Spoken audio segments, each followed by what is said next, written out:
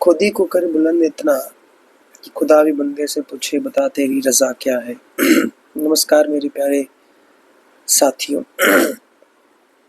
मुझे नहीं पता कि आप स्टूडेंट हैं या टीचर हैं या हमारे ही किसी कोई दोस्त हैं, इसलिए मैं बार बार बच्चा वर्ड बोलना ठीक नहीं समझता। और अच्छी बात है कि अब हम क्लास 12th में आ गए हैं, तो हम एक दूसरे के क्या हो गए हैं, मित्र हो गए हैं, ठीक है।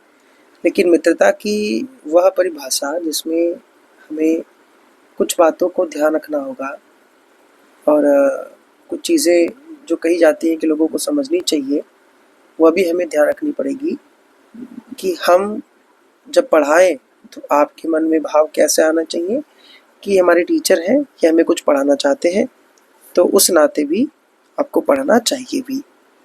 आज से हम एक कॉमन सीरीज शुरू करेंगे जिसमें मेरी दिली इच्छा थी। जैसे मैं आपसे एक चीज़ बताऊं, मेरे एक सीनियर है, उन्होंने कहा कि जिस विषय में तुमको बहुत डीप नहीं पता किसी भी चीज़ के बारे में, उसको तुम क्यों टच कर रहे हो। मैंने कहा अच्छी बात है। हमने कहा डीप का मतलब क्या होता है, ये डीप क्या होता है बताइए। तो एक बच्चे को बेसिक चीज़ क्या चाहिए, गाइडेंस, ठीक है। उसके बाद में उसको चाहिए नॉलेज, उसकी चाहिए थोड़ी सी प्रैक्टिस, और उसको चाहिए एक एग्ज़ाम। उसी एग्ज़ाम से वो आएगा नंबर, उसी से वो पास होगा, या तो फेल होगा या तो टॉप करेगा। मैंने उसको कोई चीट तो किया नहीं, मैंने ये कहा कि भाई मेरा इंटरेस्टिंग सब्जेक्ट है कॉमर्स, मैं उसको पढ़ाऊँगा। मैंने बस उसको इतना ही बोला है। मैंने जो भी मेरे करंट न्यूज़ होती हुई है ना, या फिर यूँ समझ लीजिए कि जो न्यूज़पेपर में पढ़ता हूँ या फिर जो मैं अलग किताबें पढ़ता हूँ, जहाँ जहाँ से चीज़ें मैं सीख पाता हूँ। जैसे एग्जांपल के लिए अगर कोई इंसान आपसे ये कहे कि जब तक आपने एमबीए नहीं किया तब तक आपको लोगों को पढ़ाना नहीं चाहिए, फिर तो गलत बात है। टीचिंग एज अ प्रोफेशन, और कई बार टीचिंग में आप पढ़ते समय भी पढ़ाते हैं, कई बार बहुत साल पहले पढ़ चुके रहते हैं उसको पढ़ाते हैं, और कई बार आप पैरेलली पढ़ते जाते हैं और पढ़ाते जाते हैं। तो टीचिंग का कोई एक सर्टेन ना बाउंड्री है, ना शायद कभी किसी ने बनाया है और शायद कभी बनने वाली है। मेरा एक स्पेसिफिक इंटरेस्ट है, मैं खुद पढ़ता भी हूँ पढ़ाता भी हूँ, इसीलिए मैंने सोचा कि पूरे महीने में हम एक सीरीज़ लॉन्च करेंगे जिसमें हम ज़्यादा नहीं तो 20 मिनट हम अलग अलग चीज़ों के बारे में डिस्कस करेंगे, अप्रोचेस को पढ़ेंगे। और हम अप्रोचेस को पढ़ते पढ़ते हम आज के ज़माने में अपने मार्केट्स को समझेंगे।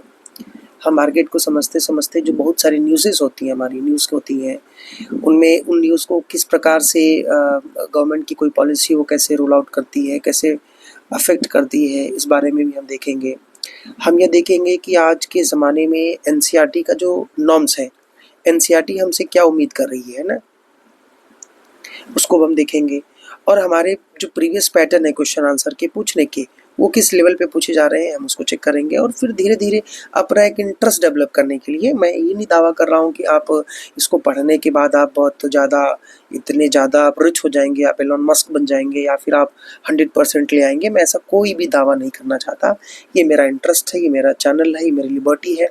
आपको अच्छा लगे तो देखें, नहीं अच्छा लगे तो शायद आप दूसरा वीडियो भी देख सकते हैं। आपके लिए और भी वीडियोस हमारे पास है।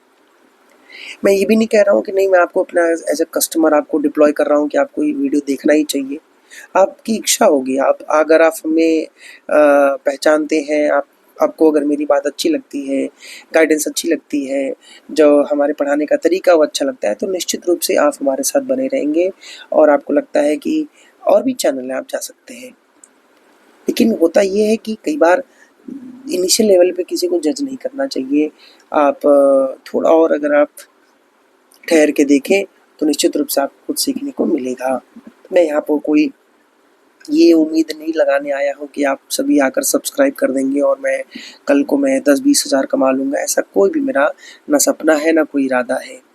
हाँ, इरादा और सपना कुछ इस प्रकार का है कि हम धीरे धीरे इस चैनल को बहुत लंबे समय, एक लॉन्ग टर्म स्कोप लेके चलें, ताकि हम इस चैनल के बल पे, इस चैनल को बेस मान के हम रायपुर में और रायपुर के जो भी हमारे समाज है, हमारे गाँवपुर के लोग हैं, वहाँ तक के लिए हम कुछ बेहतर कर पाएँ। चाहे संस्था के नाम पर हो, चाहे सेवा के नाम पर, जैसे भी हो हम कुछ कर पाएँ, बस वही हमारा उद्देश्य है। तो इस चैनल में आपको इस प्रकार की वीडियोस आपको दिखाई देंगी। आइए एक एक करके देखते हैं। सबसे पहला जो आपका चैप्टर है, आपको ये पता ही होगा मेरे प्यारे बच्चों कि 11th जो है और क्लास 12th है, इसमें जो कॉमर्स है ना, ये आप कॉमर्स देखते हैं। ये कॉमर्स में 3 ब्रांचेस आती है। एक आपका है अकाउंट आता है, दूसरा आपका बीएसटी है, और तीसरी जो ब्रांच है वो आपकी इकोनॉमिक्स है। ठीक है, तो इकोनॉमिक्स में हम थोड़ा सा अभी इसलिए क्योंकि हमारी इकोनॉमिक्स में एक बार जब हमारा एमए चल रहा था तो वहाँ पे हमसे क्या हुआ, हमारा मास्टर वहाँ पर रुक गया है ना। लेकिन फिर भी हम ट्राई करेंगे, क्या पता थोड़ा मेहनत करके हम और अच्छा पढ़ा लें। लेकिन फ़िलहाल जो हमें फील लगता है कि मैं बहुत कॉन्फिडेंटली आपको अकाउंट और बीएसटी पढ़ा पाऊँगा, तो मैं पूरी कोशिश करूँगा कि मैं इन 2 चैप्टर्स पे फोकस करूँ, और पैरेलली अगर हफ्ते में 2 वीडियो भी अगर इकोनॉमिक्स के निकल जाएंगे तो भी मेरे लिए बहुत बड़ी बात होगी, क्योंकि इकोनॉमिक्स में फ़िलहाल अभी खुद पढ़ रहा हूँ। बहुत अच्छा सब्जेक्ट है, वो पढ़ने में भी मुझे बहुत मज़ा आता है। तो आज हम इस वीडियो में देखेंगे nature and significance of management, की मैनेजमेंट का नेचर क्या है और उसका सिग्निफिकेंस क्या है। उसके पहले एक छोटी सी कहानी। जो management as a Tata steel आपके बारे में ये आपने पढ़ा होगा। रिसेंटली हमारे बीच में रतन टाटा साहब नहीं रहे। आपको पता होगा टाटा जो है, टाटा कंपनी है, वह टाटा कैसे चलती है, तो टाटा ट्रस्ट से चलती है। ठीक है और ये कोई 1-2 ट्रस्ट नहीं, इनके मल्टीपल ट्रस्ट हैं। उसमें भी अपना अपना ट्रस्ट है, कोई रतन टाटा का ट्रस्ट है, कुछ अलग अलग ट्रस्ट हैं। और इन सारे ट्रस्ट के पास में मोर देन 50-60% से ज़्यादा, लगभग लोग कहते हैं, कुछ लोग कहते हैं 80% के आसपास, वो एग्जैक्ट क्या डेटा है वो देखना पड़ेगा। तो ये समझ लीजिए कि जो भी टाटा कंपनी है जिसका टाटा सन्स होता है, देखिए ऐसा समझिए कि मान लीजिए अगर हमें कंपनी का नाम बताए जिसका नाम है टीसीएस, टाटा कंसल्टेंसी सर्विस, उसकी कोई पेरेंट कंपनी है तो कौन है, वो आपका टाटा सन्स है। ठीक है, अब टाटा सन्स की कोई पेरेंट कंपनी होगी, पेरेंट मतलब जिसके पास में जितना ज़्यादा स्टेक होल्डर्स होता है। अब आप बता देता हूँ स्टेक होल्डर का क्या मतलब। मान लीजिए कोई कंपनी ए है आपके पास, ठीक है। अब ये कंपनी ए नाम की कंपनी है जिसके पास में 100 लोगों के पास में इसके 1-1 रुपए की पार्टनरशिप थी, या फिर 1-1 रुपए का उनका स्टेक होल्डर्स था। स्टेक मतलब मालिकाना है ना, स्टेक मतलब कितने कितने वैल्यू के आपके शेयर्स आपके अपने पास हैं। तो अगर 100 लोग हैं, मतलब 100 पर्सन है, और अगर मैं 1 रुपए से गुणा कर देता हूँ तो आंसर कितना आता है आपका, 100 रुपीज़ आता है। तो कहीं ना कहीं कंपनी एक इंसान के पास में कितने रुपया है, तो 1 रुपया है। तो उसी प्रकार से टाटा, टीसीएस और बाकी और भी मल्टीपल टाटा, प्लस में लिख देता हूँ यहाँ पर, प्लस जी लिख देता हूँ, मतलब प्लस ग्रुप, और भी जितनी कंपनीज और भी जितने बिजनेसेस हैं, उन सभी बिजनेसेस का है ना, उन सभी बिजनेसेस की जो वैल्यू है, उनकी जो पेरेंट कंपनी होगी टाटा सन्स, उसी के चेयरमैन होते हैं। इसीलिए आपने नोटिस किया होगा टाटा ट्रस्ट का कोई चेयरमैन नहीं होता है, इसके तो ट्रस्टी होते हैं, है ना। ट्रस्ट का कोई चेयरमैन नहीं होता, ट्रस्ट का होता है ट्रस्टी। आपने पढ़ा होगा जैसे 1980-60 में आपने 2 चीज़ पढ़ करते हैं। एनजीओ के बारे में जब आप देखते हैं ना, तो एनजीओ में भी आप कई प्रकार के, एक आपकी एक एनजीओ होती है जो कंपनी भी रहती है, उसको कंपनी 8 बोलते हैं, if I am not wrong, company 8 या सेक्शन 8 बोलते हैं शायद उसको, सेक्शन 8 की कोई कंपनी। इसके बाद में आप सोसाइटी भी बोलते हैं, है ना, और उसके बाद में आप ट्रस्ट भी बोलते हैं। तो ये दरअसल ये सब कुछ क्या है बताओ, ये सब कुछ है एनजीओ। अब आप इमेजिन करिए अगर मैं आपसे पूछूं कि आपकी कोई कंपनी है जिसका जो आप मालिक हैं, उस कंपनी का मालिक है, या उस कंपनी का जो भी आप XYZ आप नाम रख लीजिए, उस कंपनी का एक मोटिव है कि क्या वो बिजनेस करना चाहती है, वेरी गुड, लेकिन बिजनेस करती कंपनी है, लेकिन उसका मालिकाना हक किसके पास में रहता है, किसी एनजीओ के पास में। तो आप इनडायरेक्टली क्या कहना चाहते हैं कि जो भी वो कंपनी बिजनेस कर रही है उसका सारा का सारा जो पैसा है वो कहाँ वापस से री इन्वेस्ट हो रहा है, उसी कंपनी में, और उसका एक बहुत बड़ा हिस्सा वेलफेयर कमेटी को जा रहा है। आया समझ में। मतलब अगर टाटा की कोई कमाई होती है तो टेक्निकली वो टाटा ट्रस्ट में जाता है, और टाटा ट्रस्ट अपनी डोनेशन देता है मल्टीपल सेक्टर्स को, चाहे वो हेल्थ हो, चाहे वो एजुकेशन हो। और इस प्रकार से जब टाटा ग्रो करता है तो टाटा का ट्रस्ट ग्रो करता है, और जब टाटा का ट्रस्ट ग्रो करता है तो टाटा की जो भी हमारी फैसिलिटीज़ हमको मिलती हैं सोसाइटीज़ में, चाहे उनके डेवलपमेंट हो, चाहे उनके मल्टीपल प्रोग्राम्स हो, चाहे भी उनकी जो भी प्रकार की नेचर्स हो, वो सब हमको यहाँ पर फील होते हैं और हमें महसूस होते हैं। ये एक आपका मैनेजमेंट पार्ट होता है। तो मैनेजमेंट का मतलब क्या हुआ, जैसे हृदय है, आपको मैं एक एग्जांपल बताऊं। हमारा हृदय होता है ना, सबको पता होगा कि ये इंसान है। जब ये इंसान है तो इंसान के अपनी छोटे छोटे क्या होंगे, छोटी छोटी आँखें होती हैं, ये छोटी छोटी आँखें उस इंसान की, तो उस आँखें के उस इंसान के पास में कुछ लोग कहते हैं कि उसकी आत्मा जो है, कुछ लोग बोलते हैं यहाँ है, कुछ लोग बोलते हैं यहाँ है, कुछ लोग बोलते हैं हृदय में है, जहाँ भी है। तो यूँ समझ लीजिए कि मैनेजमेंट किसको बोलते हैं? किसी भी कंपनी की सोल होती है वो, है ना बेटा? सोल का मतलब आपकी आत्मा होती है, ठीक है? दुनिया में जितनी बड़ी कंपनी आज आप नोटिस कर लीजिए, चाहे वो इलॉन मस्क की कंपनी हो, है ना, चाहे वो स्पेस एक्स हो, चाहे आप अमेजोन देख लीजिए, है ना, दुनिया की बहुत बड़ी कंपनी अमेजोन है। आप मेटा देख लीजिए, मेटा पहले तो फेसबुक था, अब आगे मेटा हो गया। मेटा मतलब उसी व्हाट्सएप उसी का है। इसके बाद में आ, आप माइक्रोसॉफ्ट ले लीजिए, ये जितनी भी कंपनी है इन सब के पीछे इनका जो वर्क मैनेजमेंट है वो बहुत ज़्यादा अच्छा है। आपको ज़्यादा मैं बहुत बड़ी बात नहीं बता रहा हूँ, मैं आपको एक बहुत छोटी एग्जांपल देता हूँ जहाँ मैं भी काम करता हूँ। आपको पता होगा हमारे पास में एक बहुत अच्छा ब्रांड है जिसका नाम है केपीएस। केपीएस का फुल फॉर्म होता है कृष्णा पब्लिक स्कूल, ठीक है? कृष्णा पब्लिक स्कूल जो है, कृष्णा पब्लिक स्कूल एक रायपुर का एक बहुत लीडिंग ब्रांड स्कूल है। अब तो शायद ब्रांच बिलासपुर और भिलाई या दुर्ग तरफ भी एक्सपांड करते हैं रायपुर में, लेकिन इनके मेजर 4 ब्रांचेस हैं जो बड़ी ब्रांचेस हैं। मैं छोटे स्कूल की तो बात ही नहीं कर रहा हूँ, जो मल्टीपल स्कूल्स होंगे, नियर बाई 10 प्लस होंगे या 10 के आसपास होंगे, जो किड्स स्कूल होते हैं। मैं I am not including kids, मैं किड्स को इंक्लूड नहीं कर रहा हूँ, मैं सिर्फ इंक्लूड कर रहा हूँ बड़े केपीएस को, जिसमें कि आपका एक बड़ा स्कूल है जिसका नाम है डुंडा, आपको पता होगा। इसके बाद में एक का नाम है सरोना, ठीक है? उसके बाद में एक स्कूल का नाम है तुलसी, जहाँ से मैं अभी ताल्लुकात रखता हूँ, और एक आपका है न्यू रायपुर। ये बड़े स्कूल हैं।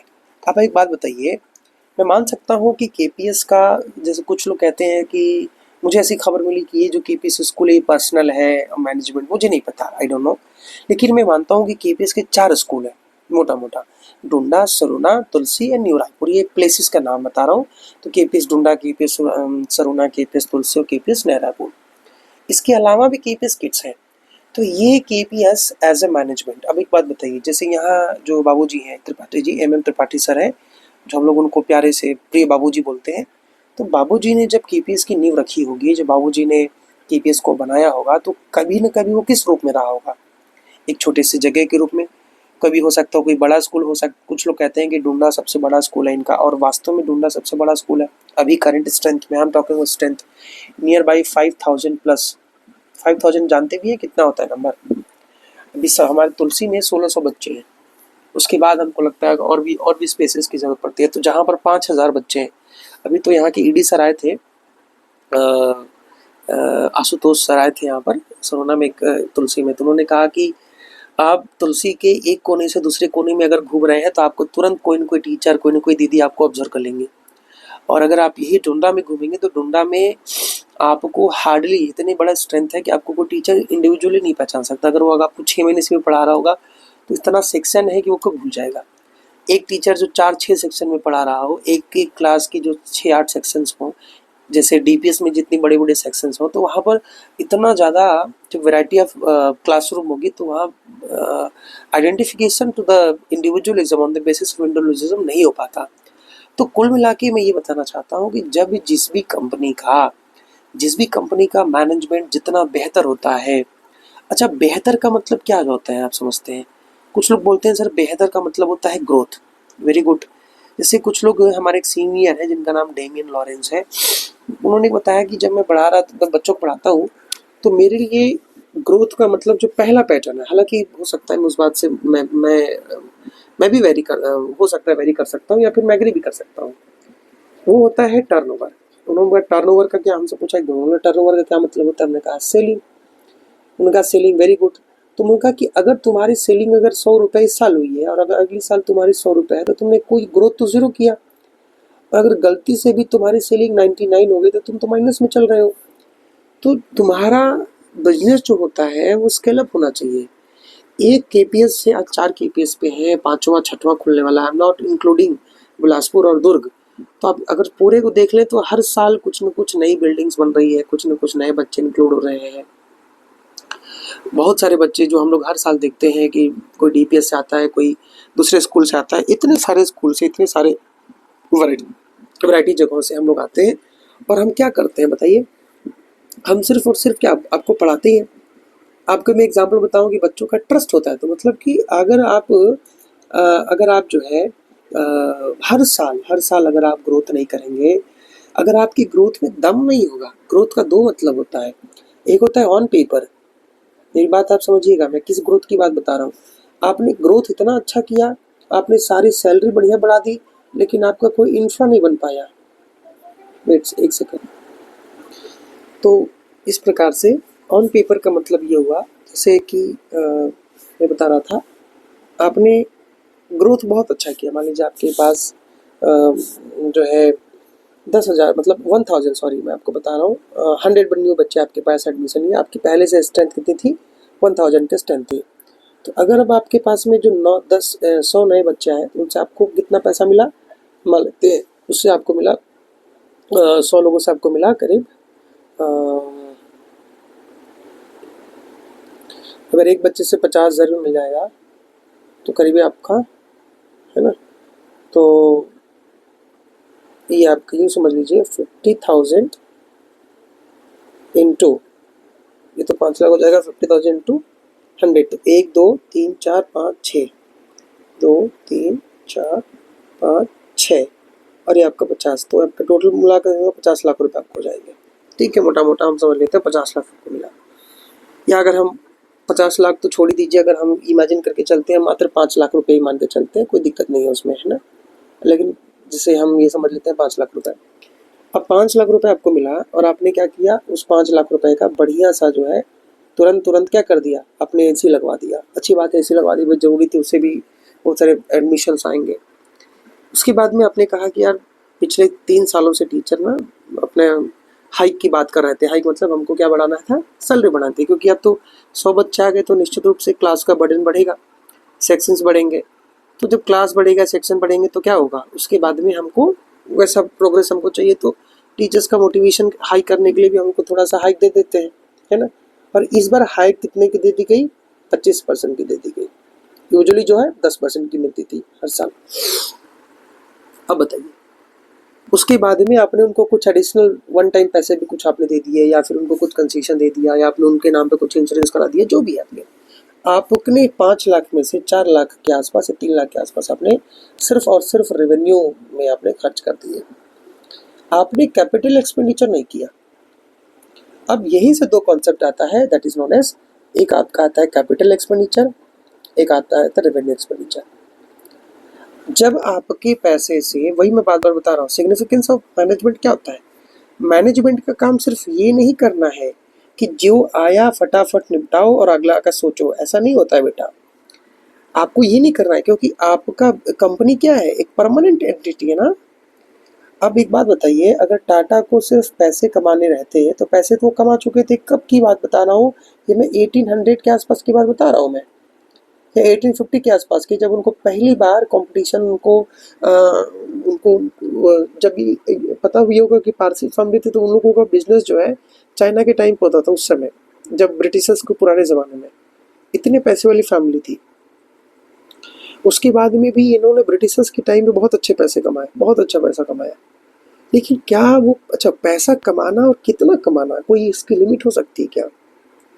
अगर आपको सिर्फ रोटी कपड़ा मकान तक अगर आपको सीमित रहना है, तो फिर क्या मतलब है आगे बढ़ने का? आप उसी में ठीक हो सकते हो। एक स्कूल से भी तो लोग खुश हैं ही ना। एक हिंदी के टीचर को 30,000 मिल रहा है, एसएसटी के टीचर को 20,000 मिल रहा है, आराम से खुश है। और एक मैनेजमेंट, एक स्कूल प्रिंसिपल बहुत खुश है, बच्चे भी बहुत खुश हैं। तो आप कभी ब्रांच मत बढ़ाओ। ब्रांच बढ़ाने का मतलब क्या होता है, आप अपने स्कोप को टेस्ट करते हो, आप अपनी पोटेंशियल को टेस्ट करते हो, और उसके लिए आपके पास सेविंग्स होनी चाहिए, और उसके लिए आपका प्लान अच्छा होना चाहिए। और प्लान के लिए सबसे बड़ी चीज़ क्या है, that is a significance of management. तो अब जो है ऑन पेपर आपने रिकॉर्ड तो कर दिया भैया, हमने आया इतना खर्च और चला गया, लेकिन ऑफ पेपर मतलब क्या? ऑन पेपर पे तो सब अच्छा चल रहा है, लेकिन ऑफ पेपर पे आपकी कोई नई ब्रांच ओपन नहीं हो रही है। अगर आप एक कोचिंग इंस्टीट्यूशन भी है, तो आपकी कोचिंग की क्लास कि अगर आपकी कैपेसिटी 100 बच्चों की है और आपने पहले साल ही 100 बच्चों के साथ पढ़ाना शुरू किया, तो नेक्स्ट ईयर भी अगर आप 100 बच्चे के साथ ही पढ़ा रहे हो, तो किस बात का ग्रोथ आपने किया? अगर आपकी कोचिंग की कैपेसिटी नहीं बढ़ रही है, आप परचेस नहीं करते हो, ब्लैक बोर्ड आपने परचेस नहीं किया, बेंच आपने नए टीचर हायर नहीं किए, आपने कोई नई कोचिंग का ब्रांच नहीं ओपन किया, तो किस बात का ग्रोथ है?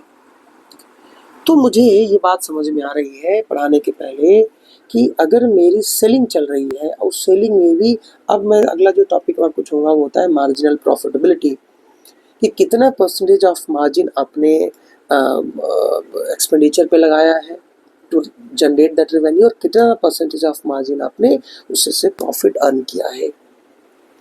तो अब वहाँ वो डिपेंड करता है सेलिंग पे, और सेलिंग डिपेंड करती है आपके एक्सपांसन ऑफ बिजनेस पे, आइडियाज पे और एक्सपेंडिचर पे। और इन सब के बीच में रोल कौन है बेटा? मैनेजमेंट। और मैनेजमेंट हमेशा ध्यान दीजिएगा आत्मा है। जैसे आप एक शरीर है ना, तो शरीर क्या है? बिजनेस है, और उस बिजनेस का आत्मा कौन है? मैनेजमेंट। यहाँ तक आपको बात समझ में आ गई होगी। अगर आ गई है तो थंब लगाए, अच्छे से सुने और अगला अब आगे बढ़ने की कोशिश करते हैं। ध्यान से सुनिए। अब इसमें दो चीज़ें आपके सामने लिखी। क्या लिखा हुआ है? Founded in 1868 Jamshedji Nauroji Tata group. उसके बाद में धीरे धीरे 100 से देशों में ये 5 कॉन्टिनेंट में फैल गए। उसके बाद में इनके वैल्यू, स्पिरिट, इनोवेशन, एंटरप्रेन्योरशिप, हर तरीके से इन्होंने चीज़ों में आपने देखा होगा। Hotel at Colaba water front Mumbai 3 दिसंबर। फिर उसके बाद में 11 मिलियन, लगभग 11 बिलियन 2015 के प्राइसेस में ये बात आ गई थी। और ये सारी चीज़ें होटल चैनल में उनका इंटरेस्ट आया। हाइड्रो इलेक्ट्रिसिटी प्लांट लगाना, यूनिक चीज़ें। और हमेशा बता रहे हैं हर चीज़ के टाटा कोड ऑफ कंडक्ट बनाया गया है ना, ये सारी चीज़ें इसलिए क्योंकि आप जब बिजनेस आपका ग्रोथ करे ना, तो बिजनेस आप अकेले नहीं ग्रोथ कर सकते हैं। बिजनेस का ग्रोथ का मतलब होता है आपके मैनेजमेंट में, हमेशा बात ध्यान दीजिएगा कि मैनेजमेंट में सिर्फ आप अकेले इंसान नहीं है, आपके पास में पूरा ग्रुप है। और ये जो ग्रुप होता है ना बेटा, ये ग्रुप काम करता है कोऑपरेशन से, और ये कोऑपरेशन तभी काम करेगा जब आपके पास में कोड ऑफ कंडक्ट होगा। ठीक है बेटा? तो कोड ऑफ कंडक्ट ये आपका डिसाइड करता है डिसिप्लिन क्या। जैसे हम स्कूल को ज्वाइन किए हैं, तो यहाँ पर जो हमारे सीनियर टीचर्स हैं, जो हमारे मैनेजमेंट के लोग हैं, अभी मैं नाम नहीं लूँगा, बहुत अच्छे लोग हैं, बहुत सज्जन लोग हैं। उन्होंने हमको क्या बताया है कि बेटा तुम्हारा बहुत स्वागत है। हमको लोग बच्चा बोल के समझाते हैं, है ना, उनको लोग बेटा बोलते हैं, और मैं वहाँ का सबसे कम एज का टीचर हूँ। तो वहाँ वैसी चीज़ें हैं। मैं, ये बात सत्य भी है कि मैं वहाँ पर शायद सबसे कम एज का टीचर हूँ मैं। अगर मैं अपनी ओरिजिनल डेट अगर मैं सबके सामने रिवील करूँ, दैट इज़ 2001, तो सब लोग हमको हमारे चेहरे को देखेंगे, बोलेंगे झूठ बोल रहा है।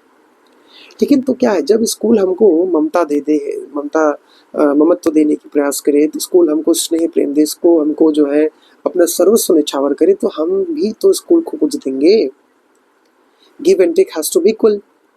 क्योंकि स्कूल मैनेजमेंट जब हम पर भरोसा कर रहा है, तो मुझे स्कूल को स्केल अप करने के लिए, स्केलेबल बनाने के लिए, ग्रोथ करने के लिए भी अपना बेस्ट देना पड़ेगा। और इसी को यहाँ पर टाटा ग्रुप ने दिखाया है। क्योंकि टाटा ग्रुप हमारे लिए सबसे बेस्ट एग्जाम्पल क्यों है? आप इमेजिन करिए, यहाँ पर रिलायंस का नाम क्यों नहीं है? आपको पता होगा, रिलायंस एक ऐसी कंपनी है जो मुश्किल से 4 हिस्सों में शुरू होती है और ख़त्म हो जाती है। उस रिलायंस कंपनी का जो सबसे बड़ा पार्ट आता है, वो आता है रिफाइनरी से, और उसके बाद में एक बड़ा पार्ट आ रहा है जियो से, थोड़ा सा पार्ट आता है उसका रिटेल से, जिसमें आपने स्मार्ट वगैरह देखा होगा, आपने कुछ कपड़ों के उनके शॉप्स देखे होंगे, जैसे डिजिटल आ गए, रिलायंस डिजिटल आ गए, सब चीज़ें देखी होगी आपने। लेकिन टाटा का क्या ब्रांच नहीं है? टाटा की जो टीसीएस कंपनी है, टीसीएस कंपनी, अकेले टीसीएस कंपनी पूरे पाकिस्तान के जीडीपी के बराबर, इतनी बड़ी कंपनी है। ऑल्दो हमारे यहाँ सबसे बड़ी कंपनी रिलायंस है, मैं ये बात मानता हूँ। और रिलायंस इसलिए भी है क्योंकि रिलायंस में भी अब जब 4-10 हिस्से हो जाएंगे, तो रिलायंस का भी वेल्थ क्या हो जाएगा? डिस्ट्रीब्यूट हो जाएगा। अभी क्या है, लोगों को मान लेते हैं कि अगर आप रिलायंस के जियो में अगर आप इन्वेस्ट करना चाहते हैं, तो भी आपको रिलायंस इंडस्ट्री के ही शेयर्स लेने पड़ते हैं। अगर आप पेट्रोल वाली कंपनी में फोकस कर दें, तो भी यही शेयर्स लेने पड़ते हैं। आपको अगर कंज्यूमर वाले पे लेना, तो भी यही करना पड़ता है, क्योंकि रिलायंस अभी एक यूनिफाइड कंपनी है। लेकिन यहाँ पर टाटा में सब कुछ अलग है। टाटा की स्टील की कंपनी पूरे पूरे इतनी बड़ी वैल्यूएबल कंपनी है कि यहाँ पर जो है छत्तीसगढ़ में जितनी बड़ी स्टील कंपनी उसको कंपेयर कर दे तो भी टाटा स्टील जैसा हम कंपेयर नहीं करते। वहाँ पर एक एक कंपनी का अपना अपना स्टॉक है, अपना अपना स्टेक होल्डर्स है, अपना अपना सब कुछ है, लेकिन वो ऐसी ब्रांच है, वो ऐसा ग्रुप है, ये पूरा का पूरा ट्रस्ट है जिसके खूब सारे ब्रांचेस हैं। और ये सारे के सारी ब्रांचेस कहाँ पर अटैच होती हैं? ये अटैच होती हैं टाटा ट्रस्ट से, जिसके मुखिया अभी फिलहाल जो है बहुत सारे लोग हैं, क्योंकि एक ग्रुप ऐसा कोई पर्सन तो होता नहीं है, लेकिन यहाँ पर आप समझ सकते टाटा ट्रस्ट की बात हो रही है। ट्रस्ट में आपके सब लोग होते हैं, मल्टीपल ग्रुप्स होते हैं, कितने कितने खास परसेंटेज पे। तो कुल मिला के हम जो कहना चाह रहे हैं आपसे कि अभी रतन टाटा जी का स्वर्गवास देहांत हो गया। मेरी बड़ी इच्छा थी उनसे मिलने की, हम कभी मिल नहीं पाए। ये हमारा एक सपना था, ड्रीम था, चाइल्डहुड ड्रीम था कि हम उनसे मिले। हम बड़ा प्रभावित थे उनकी कहानियों से, उनकी पर्सनालिटी से, उनके ग्रुप से। इसलिए मैं कई बार बहुत सोचता हूँ कि टाटा कंपनी में अगर आपको काम करने को मिले तो आप जो है ये लिखा हो यहाँ, एक सेकेंड, ये लिखा हुआ है 29 पब्लिक लिस्टेड टाटा एंटरप्राइजेस। आप सोच के देखिए 29 कंपनियां लिस्टेड है, इंक्लूडिंग टाटा स्टील है, टाटा मोटर्स है, कंसेसर है, Tata power, Tata chemical, global beverages, telecom sector, Titan आप देख लीजिए, इंडियन होटल्स देख लीजिए, ये सब है। और ये सब के सब आप देख लीजिए कितने बड़े, वो $103 बिलियन की कंपनी मार्केट कैपिटलाइजेशन में पूरा ग्रुप आता है। अब तो पुरानी किताब के हिसाब से पब्लिश डाटा अभी तो बहुत बड़ा हो गया डाटा। तो ये हम जो आपको जो हम बताना चाह रहे थे, समझाना चाह रहे थे कि हमें ऐसे कर करके हमें जो है किसी भी कंपनी को बहुत बड़ा बनाने में मैनेजमेंट का बहुत बड़ा हाथ होता है। अब यहाँ पर एक चीज़ और देखिए, लर्निंग ऑब्जेक्टिव्स क्या है? After studying this chapter you should be able to, ये हमारा ऑब्जेक्टिव है। और इस ऑब्जेक्टिव को फुलफिल करने के लिए हमारे पास में रिकैपिचुलेशन, हमारे पास बहुत सारी टेक्निक्स है, और इस टेक्निक्स का अपना क्या है बेटा, यूज़ होना चाहिए। जब तक हम उस टेक्निक को यूज़ ना करें तब तक किस बात के टीचर हैं? कि आपको सबसे पहली चीज़ आपको पता चल जाएगी, that is known as characteristics of management and importance in organisation. Management के क्या कैरेक्टर्स हैं? हमारे पिताजी कहते हैं, जैसे हमारे पिताजी कहते हैं कि किसी कंपनी का जो मैनेजमेंट इतना बकवास होता है कि वो अपने प्रॉमिस पर अडिग नहीं रहते, वो कुछ और कहते हैं और होता कुछ और है। वो कहते हैं ए और चले जाते हैं बी, वो कहते हैं बी और चले जाते हैं सी, मतलब बिल्कुल भी उटपटांग हरकतें, उटपटांग चीज़ें उनकी चलती रहती हैं। तो वो उनके हिसाब से भी चीज़ें बहुत ज़्यादा स्टेबल आउट है, और धीरे धीरे धीरे धीरे धीरे करके ये बिजनेस आगे स्केल अप होता है और आगे बढ़ता है। तो सबसे पहली चीज़ हम पढ़ेंगे, सीखेंगे कि हम मैनेजमेंट के क्या क्या कैरेक्टर्स हैं, और सबसे बड़ी चीज़ क्या कि उसका इम्पोर्टेंस क्या है किसी ऑर्गेनाइजेशन में। अगला जो है बेटा वो है explain the nature of management as an art, science and profession. हम मैनेजमेंट को आर्ट क्यों कहते हैं? जैसे आप नोटिस करिएगा कि मेरे कुछ अच्छे दोस्त हैं जो कहते हैं कि हमको जो है एमबीए करना है। ठीक बात है भैया, जब आपको एमबीए करना है तो उसके बहुत सारे ब्रांचेस हैं, बहुत सारे ब्रांचेस हैं। अब ब्रांचेस में कुछ कहते हैं कि हम तो एचआर से करेंगे, कुछ कहते हैं हम तो फाइनेंस से करेंगे, कुछ कहते हैं हम तो बैंकिंग एंड फाइनेंस, मतलब वही हो गया। उसके बाद में और कुछ होता होगा, एचआर, बैंकिंग, फाइनेंस, दो ही तो मुझे भी याद आ रहा है। तो ऐसे कर करके उनके करते उनकी शरत है। तो मैनेजमेंट क्या रोल प्ले आउट करता है आपको पता होगा। ये दो चीज़ मैं आपको समझा रहा हूँ कि साइंस का मतलब क्या होता है, आपको सबको पता होगा। साइंस का मतलब होता है कि ऐसी नॉलेज है जिसको आप क्या करते हो, साइंटिफिकली आप स्टडी करते हो। क्या करते हो बेटा? साइंटिफिकली आप स्टडी करते हो। उसको क्या बोलते हैं? उसको बोलते हैं साइंस। अब अगर मैनेजमेंट का रोल कैसा है, पहले ये इमेजिन करिए, मैनेजमेंट का रोल साइंटिफिक कैसे हो सकता है? भाई मैनेजमेंट का काम ही है सीक्वेंसिंग करना, मैनेजमेंट का काम ही है रिसर्च करना, मैनेजमेंट का काम ही है रिसर्च पेपर, R&D या रिसर्च एंड डेवलपमेंट करना, और हर चीज़ को स्पेसिफाइड, सिस्टमेटिक, और उसको रोल आउट करना, प्ले आउट करना, ये उसका रोल है। तो explain the functions of management, how it should be the function, वो फंक्शन कैसे रोल आउट होगा, कैसे प्ले आउट होगा, हम उसके बारे में यहाँ पर स्टडी करते हैं। आई बात मेरी समझ में? तो ये चीज़ें आपको यहाँ पर डिस्कस करना होता है। और वो प्रोफेशन कैसे होता है, कैसे लोग आपका प्रोफेशनलिस्ट बनते हैं ना, कहते हैं कि हम एमबीए किए हुए हैं, हम फलाने किए हुए हैं, हम तो मैनेजमेंट, हम तो एचआर में, हम तो ये, हम तो वो, एंड ढमकाना है, ऐसे कर करके वो लोग जो बातें बताते हैं उन्हीं सब में हम यहाँ पर डिस्कस करते हैं। आया समझ में? इसके बाद में आप क्या देखेंगे, appreciate the nature and importance of coordination. Management का सीधा मतलब होता है that how company should be cooperative, है ना बेटा। एंड कोऑपरेटिव के बाद में एक चीज़ और ध्यान दीजिएगा, कोऑर्डिनेटेड, है ना। जब कोई चीज़ में कोऑर्डिनेशन बहुत अच्छा होगा तो वहाँ पर एक फीलिंग डेवलप होती है, दैट इज़ अ कोऑपरेटिव। वहाँ सिर्फ एक इंसान के बल पे काम नहीं चलेगा, आपने नोटिस किया होगा, कई बार आपने बताया आपको कि कई बार रतन टाटा जो है, आपने कहानी सुनी होगी, रतन टाटा जो है, सर रतन टाटा बोलते थे उनको, सर दोआब जी रतन टाटा बोलते थे, सर रतन टाटा। तो ये कई बार क्या करते थे, अब प्रोटेस्ट करने के लिए अपने ही उन्होंने एक इतने अच्छे प्लान उनके एग्जीक्यूट किया था। मान लीजिए कि इस कंपनी में हड़ताल है, उन्हीं की कंपनी में, तो वो जाकर जबरदस्ती जो है वही जबरदस्ती तो नहीं, मतलब वो जाकर वहीं बैठ जाते थे। कहाँ पे? जनता के साथ में, मतलब वर्कर के साथ में। अब वर्कर को क्या लगता था कि यार मालिक खुद बैठा हुआ, तो वर्कर वापस से अपने सारे काम पे जाते थे। और उनका मैनेजमेंट को बड़ा स्ट्रिक्ट डिसीजन था कि भाई तुम अपने प्रॉफिट से चाहे जितना भी स्ट्रगल कर लो, चाहे जो कर लो, लेकिन हमेशा ध्यान रखना कि हमारी कंपनी का सबसे बड़ा बैकबोन कौन है? हमारे वर्कर्स हैं। इसीलिए जब कभी टाटा कंपनी में आपने पढ़ा होगा, आपका ताज होटल पे जब हमला हुआ था, तो ताज होटल पे हमला होते समय उस समय टाटा की सूमो बनती थी गाड़ी। सूमो गाड़ी का बड़ा ऑर्डर था पाकिस्तान को, उन्होंने सीधे सीधे कैंसिल कर दिया। वहाँ के एक बड़े मिनिस्टर आए थे, उन्होंने कहा, हमारे इंडिया के उस मिनिस्टर थे, उन्होंने रतन टाटा से मिलकर कहा कि सर आप ऐसा मत करिए, बड़ा फ़ायदा होगा, हमारा भी बड़ा नुकसान। उन्होंने कहा कि तुम अभी के अभी भाग जाओ, तुमने अपने देश बेच दिया, लेकिन मैंने अपना ईमान नहीं बेचा है। मुझे चाहे जितना भी घाटा हो जाएगा मैं सह लूँगा, लेकिन I will not deliver any car to the Pakistan. तो कहने का मतलब क्या हुआ बच्चा, कि आप में कितना डेडिकेशन है, आपका प्रोफेशन क्या है, आपका मैनेजमेंट कैसा है, आप ज़मीन से कितना जुड़े। इसीलिए लोग आज कितना प्राउड फील करते हैं कि हम टाटा ग्रुप ऑफ इंडस्ट्रीज़ के साथ जुड़े हुए हैं, हम टाटा ग्रुप ऑफ कंपनीज़ के साथ कनेक्टेड है। और हर चीज़ बड़े वर्ल्ड लेवल पे होती है। जैसे मारुति में हमारे चाचा बताते हैं कि चाहे एक तारीख का मतलब 1 तारीख होता है, मान लीजिए जैसे 1 अप्रैल को उनको छुट्टी थी, मजदूर दिवस था, तो सैलरी उनको 30 तारीख को ही आ चुकी होगी। हमारे चाचा बताते हैं कि जो भी बड़ी कंपनी होती है, वो कंपनी आपके खाने पीने से लेकर परिवार तक की हर चीज़ का ख्याल रखती है, क्योंकि उसको पता है आपकी टाइम की वैल्यू, आपके एफर्ट की वैल्यू। क्योंकि आप उसको अपनी ज़िंदगी का एक बहुत बड़ा कीमती समय आप जब कंपनी को देते हैं, तो कंपनी भी सोचती है कि हम आपको क्या दें। और ये सब कुछ तभी पॉसिबल होता है जब आपका मैनेजमेंट सबसे अच्छा हो और उसमें एक चीज़ की फीलिंग हो, वो है कोऑर्डिनेशन। तो मेरे प्यारे बच्चों, आप सभी कोऑपरेटिव बने, अपने घर का मैनेजमेंट ठीक करें, सोसाइटी का मैनेजमेंट ठीक करें, और धीरे धीरे हम सभी स्केल अप करें और आगे बढ़ें। अगली वीडियो में मुलाकात होगी। अपना ध्यान रखिएगा और परिवार का भी ध्यान रखिएगा। इस गर्मी में बचे रहिएगा, ताकि हम जून में वापस से मिलें और एक नया तूफान मचाएं, एक नई क्रांति लाएं और खूब आगे बढ़ें। मेरी शुभकामनाएं हैं, बहुत बहुत आशीर्वाद। जय हिंद, वंदे मातरम।